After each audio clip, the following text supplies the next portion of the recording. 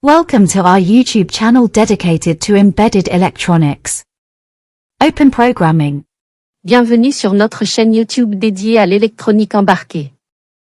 Les amis, c'est grâce à vous que cette chaîne existe et continue d'exister. S'il vous plaît, abonnez-vous, aimez nos vidéos et partagez la chaîne. Dans cette vidéo sur la programmation, on va s'intéresser au driver L298N. Bonjour à toutes et à tous, j'espère que vous allez bien et très content de vous retrouver de nouveau sur cette chaîne. Alors les amis, avant de poursuivre cette vidéo, rassurez-vous que vous êtes bien abonné à la chaîne et si vous ne l'êtes pas encore, vraiment s'il vous plaît, n'hésitez pas de vous abonner. Alors c'est un excellent moyen de m'encourager à faire encore plus de vidéos et aussi surtout de soutenir la chaîne. Vraiment s'il vous plaît, n'hésitez pas à vous abonner si vous ne l'êtes pas encore. Alors, je disais tantôt que dans cette vidéo, on va donc s'intéresser au driver L298N.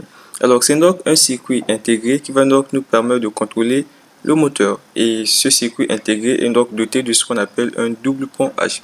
On va le voir tout juste après. Alors, on sait déjà que les cartes Arduino, ce sont Arduino tout comme ESP32. En tout cas, la plupart des cartes électroniques programmables fonctionnent avec de petites puissances. Donc, ce sont des puissances qui sont généralement pas adaptées pour alimenter des moteurs qui demandent suffisamment de puissance. Alors, d'où la nécessité d'utiliser des drivers qui vont donc servir de pont en quelque sorte entre notre carte et le moteur qu'on vient donc commander. Alors, récemment, j'ai eu à publier une vidéo, donc c'est ce projet dont je suis en train de programmer. En ce qui concerne la maquette et tout, de ce côté, il n'y a pas de problème, j'ai déjà terminé avec. C'est plutôt sur la programmation donc de l'interface graphique sur Python que je suis en train un peu de corriger des petites erreurs au niveau donc de la programmation de telle sorte que le code soit très lisible, très simple et compréhensible surtout vu que je compte vous le partager dès que possible. Alors dans cette maquette ici, donc comme vous pouvez le voir, il y a des ventilateurs qui sont là et j'ai utilisé donc des drivers pour pouvoir donc les commander. Alors j'ai déjà eu à faire des vidéos sur le DHT11 et tout, donc ça prépare aussi ce tuto qui est en cours. Donc en tout cas, n'hésitez pas de suivre des vidéos que je suis en train de faire. Et une fois donc que j'aurai terminé avec, la vidéo sur le tuto sur ce projet sera le plus court que possible. Et il m'intéressera donc que sur ce qui est vraiment très essentiel. Alors je dis que le circuit L298N est donc doté d'un double pont H, intégré bien sûr, ce qui va donc nous permettre de contrôler deux moteurs ou encore un moteur pas à pas. Donc le pont H ici, c'est un circuit qui va donc nous permettre de contrôler le moteur dans les deux sens, donc en inversant simplement le sens du courant. Donc le courant peut venir soit de la gauche vers la droite ou de la droite vers la gauche. Donc on inverse juste les polarités, ce qui va donc permettre au moteur de tourner dans un sens ou dans l'autre. Donc la définition, c'est ce qui est donné ici. Donc on l'appelle pont H simplement parce que c'est doté donc de 4 commutateurs qui sont disposés en forme de H. De la raison du pont H. Donc c'est ce que vous pouvez voir ici en l'animation à ce niveau. Je pense que c'est très clair et facilement compréhensible. Donc lorsqu'on ferme les commutateurs à ce niveau, le courant circule dans ce sens et lorsqu'on ferme de l'autre côté, ça circule dans un autre sens. Mais par rapport à cette configuration qui est là, c'est très facile de court-circuiter la chose. Donc pour protéger le circuit et tout, donc on utilise le schéma que vous regardez à ce niveau. Donc sur ce schéma ici tout en bas, on utilise donc des transistors de deux types, deux transistors NPN et deux transistors PNP. Donc on a 4 diodes à roue libre et des résistances. Donc c'est ce schéma qui est adapté pour utiliser. Donc ça évite des courts-circuits avec ça. On évite des courts-circuits, mais par contre, si on utilise des commutateurs disposés comme ça, c'est très facile de créer un court-circuit. Donc voilà un peu comment ça marche en quelque sorte, le principe de fonctionnement du pont H. Donc je ne vais pas trop m'hasarder sur expliquer un peu comment marche le pont H, donc comment réaliser le schéma qu'on a eu à faire dessus. Donc on va pas se focaliser dessus, étant donné que notre driver est déjà doté de tout ça. Ce qui va donc nous intéresser, c'est juste comment l'utiliser. Voici ce qu'on peut donc retenir de notre driver. En ce qui concerne les caractéristiques électriques, voici un peu ce qu'on peut retenir. Donc on a par exemple la tension de fonctionnement, donc sa tension d'entrée. Donc ça peut aller de 5 jusqu'à 35 volts. Donc en regardant la fiche technique, parfois ça va jusqu'à 40. Donc je vous recommande vraiment de regarder la fiche technique. Ça vous donnera vraiment plus de détails que ce que je vous donne. Donc c'est juste un extrait, juste des détails, quelques petits détails que je vous donne. Mais dans la fiche technique, c'est vraiment très bien détaillé. Donc regardez cela. Donc on a par exemple le courant de sortie ici, sur chaque canal ici, ça peut aller jusqu'à 2 ampères. Donc les canaux c'est là par exemple le moteur 1, au maximum 2 ampères peut sortir. De l'autre côté aussi un moteur B, au maximum 2 ampères, ce qui fait un total de 4 à la fin. Donc ce driver aussi admet des chutes de tension et tout. Donc tous ces détails, vous allez retrouver ça dans la fiche technique. Donc le nombre de canaux ici, c'est 2 comme j'ai dit, moteur A ici, moteur B. Donc c'est doté aussi d'une protection thermique ici pour éviter des surchauffages et autres. Donc on peut l'utiliser avec des signaux PWM pour contrôler par exemple la vitesse, tout comme avec des signaux logiques en quelque sorte. Donc ce qu'il faut aussi savoir, c'est que ça nous permet donc de contrôler les moteurs dans les deux sens. C'est le pourquoi c'est dit fonctionnement bidirectionnel. Donc par exemple ici il y a output A et output B, donc on peut inverser la polarité en fonction bien de l'entrée. Donc à input 1 ici, input 2, en fonction de l'entrée. Donc on va inverser les polarités à ce niveau. Donc ça c'est en ce qui concerne donc ces caractéristiques. Je vous recommande vraiment de regarder la fiche technique. Ça vous donne plus de détails que ce que je vous donne, comme en ce qui concerne des chutes de tension, tout. En tout cas, tous ces détails se trouvent à l'intérieur. Alors donc nos moteurs, c'est à ce niveau qu'on va donc les connecter. Donc là on a mis moteur A à output 1 et output 2. Là on connecte le premier moteur et le deuxième moteur on va le connecter là où on a eu à mettre moteur B. Donc il y a output 3 et output 4. Maintenant ce qui concerne l'alimentation, c'est à ce niveau là où il y a mon curseur ici. Donc ça peut aller de 5 à 35 comme j'ai eu à le dire ici. Donc là on a eu à mettre 12 volts. On va mettre une tension qui va correspondre aux tensions de nos moteurs. Donc, si notre moteur fonctionnait par exemple avec 9 volts, ben, c'est 9 volts qu'on mettrait ici à la place de 12. Si le moteur fonctionnait avec 20 volts, on mettrait 20 volts à la place de 12. Et donc le GND, ça se trouve à ce niveau. Maintenant, en ce qui concerne le 5 volts ici, on n'est pas obligé de mettre le 5 volts ici, étant donné qu'il y a un jumper ici, un cavalier à ce niveau. Donc ce cavalier va permettre d'alimenter donc la partie commande en quelque sorte de notre driver. Ce qui fait qu'on n'a plus besoin d'alimenter à ce niveau. Donc voilà pourquoi il y a un cavalier qui est mis à ce niveau. Donc lorsqu'on va alimenter à ce niveau, donc le courant va passer par un régulateur et tout et va l'adapter par rapport à la tension donc de son circuit de commande. Alors et pour contrôler maintenant nos sorties, donc nos sorties à ce niveau, nos canaux qui sont là, comme moteur A et moteur B, pour le contrôler, on utilise donc cette partie. Donc là on a eu à mettre input 1, input 2, non, input 1, input 2, souvent c'est écrit I1, I2. Donc ça va nous permettre donc de contrôler cette partie. Ça permet de contrôler output 1 et output 2. Et input 3 et 4 ici permet de contrôler output 3 et 4. Alors si je ne me trompe pas, lorsque input 1 est à plus et input 2 est à low, donc à la sortie ici, c'est la même chose qu'on aura dans output 1 sera plus et output 2 sera moins. Donc lorsqu'on inverse ici, c'est la même chose aussi qui va se passer. Lorsque output 1 est à low et output 2 est à high, donc plus, et c'est ce qui se passe ici. Donc ici output, je parle plutôt de input, donc ici output sera donc output 2 sera plus et output 1 à moins. Et donc lorsque ces deux entrées là sont au même potentiel, soit les deux sont à low ou les deux sont à high, à la sortie on n'aura pas de tension. Donc c'est la même chose aussi de l'autre côté. Donc on a input 1 et 2 qui permet donc de contrôler cette partie, output 1 et 2, et on a input 3 et 4 qui permet donc de contrôler output 3 et 4. Et c'est cette partie donc qu'on va donc connecter au niveau donc de notre carte, soit Arduino, USB, en tout cas peu importe. C'est cette partie qu'on va donc contrôler au niveau donc de notre microcontrôleur pour communiquer donc avec notre driver. Alors voici ce qu'on va donc utiliser comme chemin de montage. Dans un premier temps, c'est ce chemin qu'on va utiliser vu que j'ai eu à prévoir deux chemins. Donc ce premier chemin ici va juste nous permettre de contrôler le moteur dans un seul sens de marche. Vu qu'on peut contrôler le moteur dans deux sens de marche. Et là, juste dans un seul sens que j'ai besoin. Donc le moteur que je vais utiliser, ça ne tourne que dans un sens de marche. Et donc pour cela, c'est ce chemin qui est donc adapté.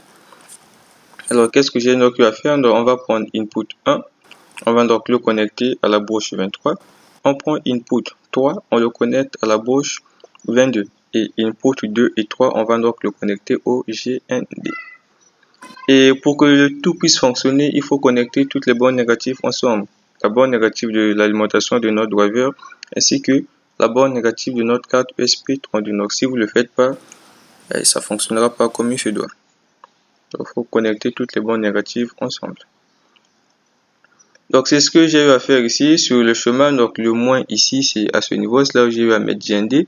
Et le fil rouge que vous voyez là, c'est là où il y a 12 volts à ce niveau. Donc vu que mon moteur fonctionne avec 12 volts, c'est le pourquoi j'ai mis 12 volts. Donc si vos moteurs fonctionnent en 9 ou 6 volts, mettez une tension adaptée par rapport à vos moteurs. Donc la tension d'alimentation ici, c'est cette tension qu'on aura à la sortie. Donc si on néglige les chutes de tension, c'est à peu près cette tension qu'on aura à la sortie. Donc si, comme dans mon cas, je l'alimente en 12 volts, à la sortie, j'aurai plus ou moins 12 volts si je néglige les chutes de tension.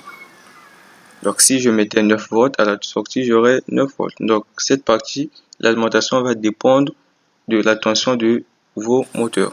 Donc comme je l'ai dit tantôt, au niveau du 5 volts ici, on ne connecte absolument rien du tout.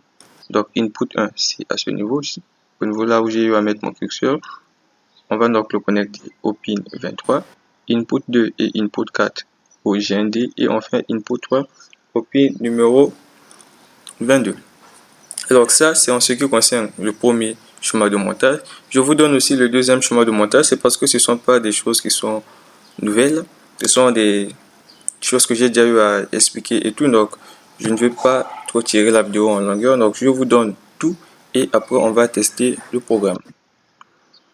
Alors dans ce chemin ici, on va donc utiliser nos 4 entrées donc pour contrôler les moteurs dans les deux sens de marche. Donc j'ai déjà expliqué le principe, donc tout va dépendre de nos commandes d'entrée. Donc lorsque par exemple à input 1 on a plus et input 2 on a moins, donc le courant va circuler dans un sens et lorsqu'on inverse les polarités entre 22 et 23, le courant va circuler dans un autre sens et lorsque les deux se trouvent au même potentiel, il n'y a rien à la sortie. Donc c'est ce qu'on va faire ici dans ce programme, en fait de ce schéma de montage. On va connecter nos entrées au niveau de la carte ESP32. Donc input 1 au pin 21, input 2 23, 22 plutôt et ainsi de suite. Donc les pins de connexion sont à ce niveau. Et c'est même ce que j'ai à mettre ici. Donc ici c'est juste comment contrôler son curseur, des commandes qu'on peut donc envoyer. Comme je disais tantôt, lorsque I1 est à 1, donc est à I, I2 à 0. Donc à la sortie, le moteur va tourner dans le sens 1. Lorsqu'on inverse les polarités ici, ça tourne dans le sens 2. Et lorsque les deux sont au même potentiel, on n'a rien à la sortie. Donc voilà un peu en ce qui concerne donc les schémas de montage et ce qu'on peut retenir en bref en ce qui concerne le driver L298N. Alors on va s'intéresser donc à la programmation. Dans cette partie, on va donc s'intéresser à la programmation. Alors les amis, je répète que si vous êtes vraiment nouveau sur la chaîne, n'hésitez vraiment pas à vous abonner. Alors c'est un excellent moyen pour m'encourager à faire encore plus et proposer des contenus encore plus intéressants. Alors n'hésitez vraiment pas de vous abonner si ce n'est pas encore le cas. Donc je disais que dans cette partie, on va donc s'intéresser à la programmation. Donc ce ne sont vraiment pas de nouveaux trucs, c'est des choses que j'ai déjà eu à publier et tout. Donc le plus important dans cette vidéo, c'est de comprendre comment fonctionne le driver. Donc étant donné que je vais donner quelques expressions sur ça, et j'espère que ces expressions seront donc suffisantes pour comprendre comment ça marche. Donc le premier programme ici, ça va donc aller avec le premier schéma de montage. Donc ici, on va donc utiliser les entrées I1 et I3 de notre driver et I2 et I4, on va donc le connecter au GND. Donc tout en haut du programme, je l'ai mentionné en commentaire. Et dans les expressions aussi, je pense avoir parlé de ça. Et donc ce qu'on fait ici, on définit donc nos pins comme étant des sorties, on les met à l'état haut et ensuite on les met à l'état bas. Donc ici, quand c'est à l'état haut, les deux moteurs vont tourner et 10 secondes après, on les met à l'état bas, on patiente 4 secondes et le programme tourne en boucle. Donc ici, lorsqu'on met IN1 à l'état bon, I1 ou IN1 à l'état haut, donc I2 est à l'état bas, étant donné qu'on a connecté ça au GND. Donc, et c'est pareil aussi pour l'autre. Et dans le second cas ici, les deux se trouvent à l'eau, IN1 jusqu'à IN4, étant donné que ça se trouve à l'état bas. Du coup, rien ne se passe, les sorties sont donc désactivées. Donc voilà un peu comment ça marche. Et on va s'intéresser au deuxième programme. Donc je vous laisserai les séquences vidéo sur comment ça réagit une fois que je vais donc terminer avec. Donc dans cette deuxième partie ici, dans ce deuxième code plutôt, on va utiliser donc les PWM pour contrôler donc la vitesse de notre moteur bien sûr. Donc il y a une vidéo que j'ai déjà eu à réaliser, je crois une ou plusieurs vidéos sur les PWM, je vous le laisse donc en commentaire, je ne vais pas aller dans trop de détails. Donc le programme est là. Donc là, on va utiliser toutes les sorties de I1 jusqu'à I4. On utilise tout, on va donc configurer nos canaux qu'on va utiliser et tout. Donc ça c'est une fonction qui va nous permettre de gérer donc la vitesse des moteurs. Donc voici un peu comment on les configure. En tout cas, tous ces détails sur l'utilisation des PWM avec le SP32, j'ai une vidéo que j'ai déjà fait sur ça, donc je vous laisse donc le suivre. Donc une fois qu'on va donc implémenter notre fonction, on fera donc appel à notre fonction de la fonction loop. Donc au niveau de la fonction loop, ce qu'on fait c'est quoi? On va donc indiquer le canal qu'on veut donc activer. Donc dans l'ordre bien sûr. Donc ici on indique par exemple le canal 1 et le canal 2 pour le premier sens. Ensuite on inverse le sens. On commence par le canal 2 et ensuite le canal 1 pour changer de sens de rotation en quelque sorte. Et on fait de même de l'autre côté. Donc tout ça, ça fonctionne, c'est parce que c'est le premier canal ici que je mets à l'état bas. Donc le deuxième canal plutôt qui est mis à l'état bas, donc à 0. Donc si par exemple dans ce cas-ci, lorsqu'on commence par mettre I1 en premier, c'est I2 ici qui sera à l'état bas. Et lorsqu'on commence à mettre I2 en premier, c'est I1 qui sera à l'état bas. C'est ce qui me permet en quelque sorte de changer de sens de rotation. Donc voilà un peu en ce qui concerne donc le programme. Je voulais suivre la séquence vidéo. C'était donc tout en ce qui concerne cette vidéo. J'espère que cela vous a été utile et vous apporter donc quelque chose de plus. Et on va donc se donner rendez-vous très prochainement.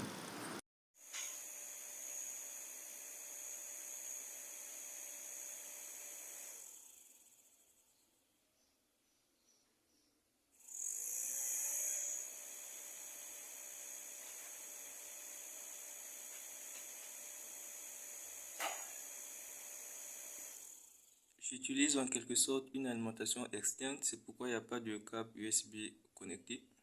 Donc je vais le mettre au max. Donc ça fonctionne à tour de rôle, dans les deux sens bien sûr.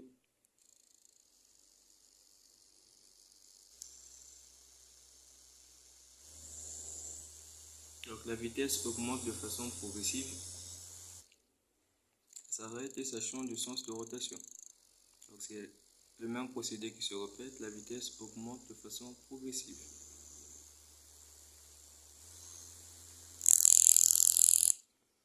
Et ensuite, l'autre prend le relais. Je pense que par le son, si c'est audible, vous pouvez remarquer que le son augmente au fur et à mesure. Donc le régime moteur en quelque sorte.